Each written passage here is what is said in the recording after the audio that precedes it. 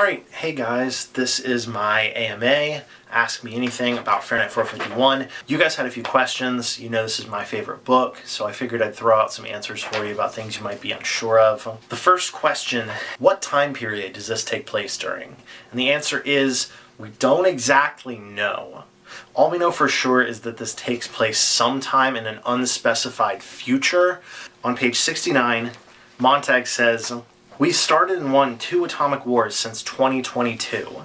So we know it's later than 2022, still in our future. But part of the point of the novel is that it's meant to be speculative fiction. It's an unspecified time in the future because Ray Bradbury was trying to write about the things that he felt were problems in his own time. Because of that, if he put a specific date on it, then at some point the warning might not be as valid. If it was set in the year 2016, we could say, hey, this isn't relevant to us anymore, we're past that time. But he wanted this to be something that was always going to be a warning to people. The second question that you guys asked is, why is Mildred depressed? The short answer is, she's unhappy, but she doesn't really know it. If we take a look at page 9, this is the very first time that Montag's getting home, and he says, "It was like coming into the cold marbled room of a mausoleum after the moon has set. Complete darkness, not a hint of the silver world outside, the windows tightly shut, the chambers a tomb world where no sound from the great city could penetrate. The room was not empty." He intentionally suggests that their room is like a tomb, even though Mildred's in it.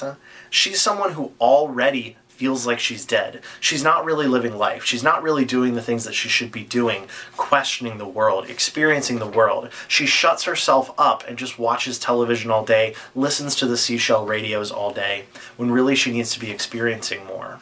There's this ironic thing that Bradbury does where he takes things that are unnatural, machines, cars, trains, little earpieces, and compares them to things from the natural world. So for example, the machine that pumps Mildred's stomach after she overdoses is compared to a snake.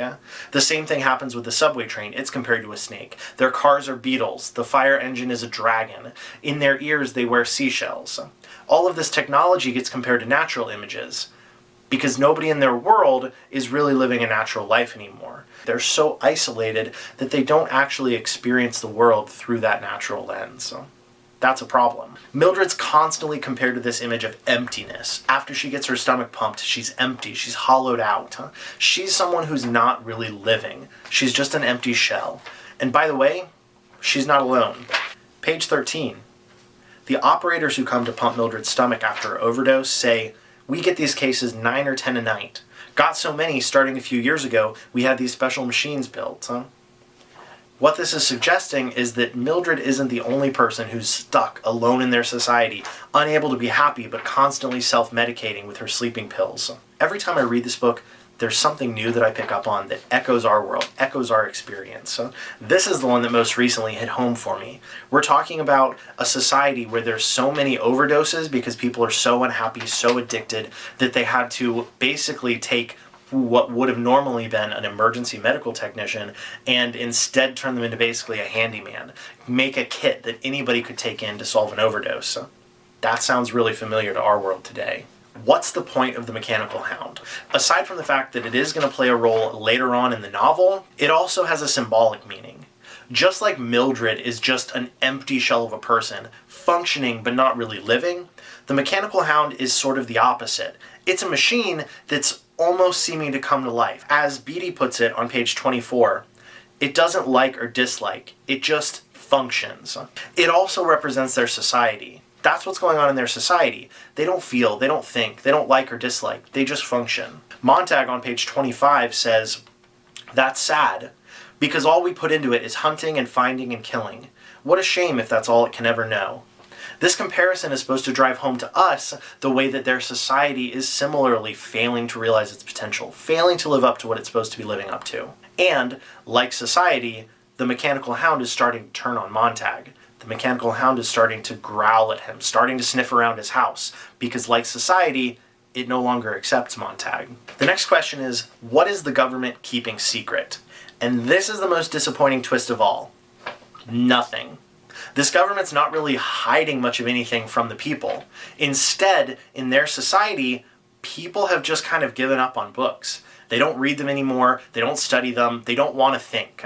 The government came along and said, all right, we'll ban these books. We'll make sure that you can't get them anymore. But the people were the ones who gave them up. Beatty says this on page 55. There you have it, Montag. It didn't come from the government down. There was no dictum, no declaration, no censorship to start with. No. Technology, mass exploitation, and minority pressure carried the trick. Today, thanks to them, you can stay happy all the time. And on the next page, page 56, he says, ask yourself, what do we want in this country above all? People want to be happy. Isn't that right? Haven't you heard it all your life? I want to be happy, people say. Well, aren't they? Don't we keep them moving? Don't we give them fun? That's all we live for, isn't it? For pleasure, for titillation? In their society, they just want to enjoy life above all else. The government isn't really controlling them. They gave up trying not to be controlled. The next question is, why are there jets in the air? And this one has entirely to do with ignorance. The people just don't question what's going on around them. The jets started flying over and kept flying over and kept coming back and kept coming back, and it got to the point where it was just a daily part of their routine. Because they don't keep up with world events, they barely understand what's going on. On page 69, Montag says, every hour, so many things in the sky. How did those bombers get up there every single second of our lives? Why doesn't someone want to talk about it? We started and won 2 atomic wars since 2022. Is it because we're having so much fun at home we've forgotten the world? Is it because we're so rich and the rest of the world's so poor and we just don't care if they are? That's exactly the point. They stopped caring what was going on in the world. In fact, even though it's just now at their doorstep with these bombers, with these planes, with this looming threat of war, nobody really cares that it's happening. The next question is, why did Clarisse die for books? Well, Clarisse didn't die for books. You might be thinking of the old woman in the house. It's implied and suggested that she died because she couldn't bear to give up these things that were so important to her, these things that represented different ways of thinking, different ways of living. Clarisse was hit by a car, supposedly. It's not entirely clear if that's true or not. We just get a passing mention of it from Beatty and from Mildred. But as far as why that happens to Clarisse, why she's killed, the real reason is because she's different. People don't like when things are different. People don't like when you question the way things are being done.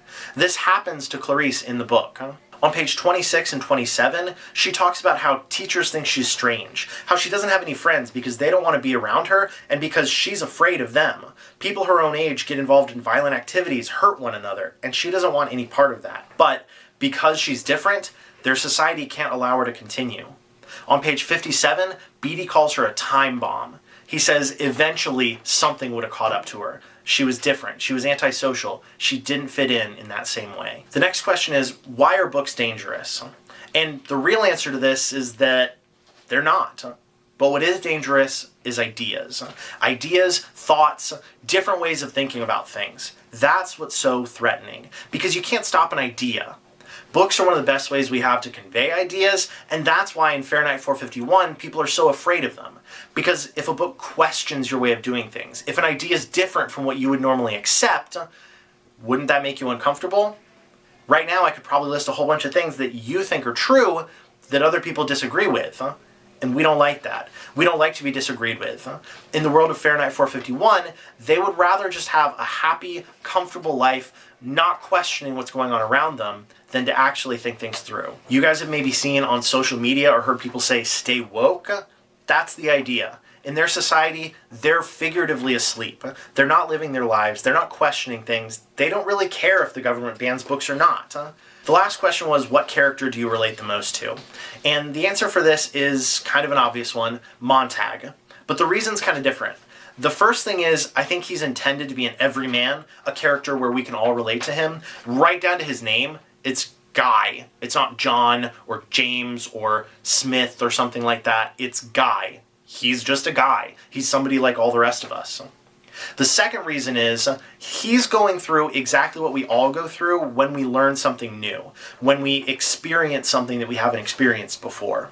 He's gradually waking up to the fact that the things he thought he believed might not actually be right.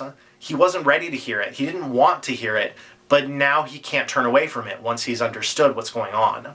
That's something that we can all relate to, I think, because we all go through these experiences in life where we think we understand, we think we know, we think we have the whole picture, and we don't. And so that's really the biggest thing that I take away from this novel is you have to ask questions. You have to question the world around you. You can't just take it for granted. We need to be comfortable with saying, I'm okay with not knowing everything. And that's it. If you have any other questions, post a comment below. I'll be happy to respond to them. I hope that this has been a little bit enlightening for you guys. I know that for some of us, this isn't our favorite book, but hopefully this helps you understand it a little bit more. If you have any other questions, let me know. I'd be happy to chime in. I'm somewhat of an expert on this topic just because it's my favorite book and I've read it so many times. So if you're struggling with something, let me know.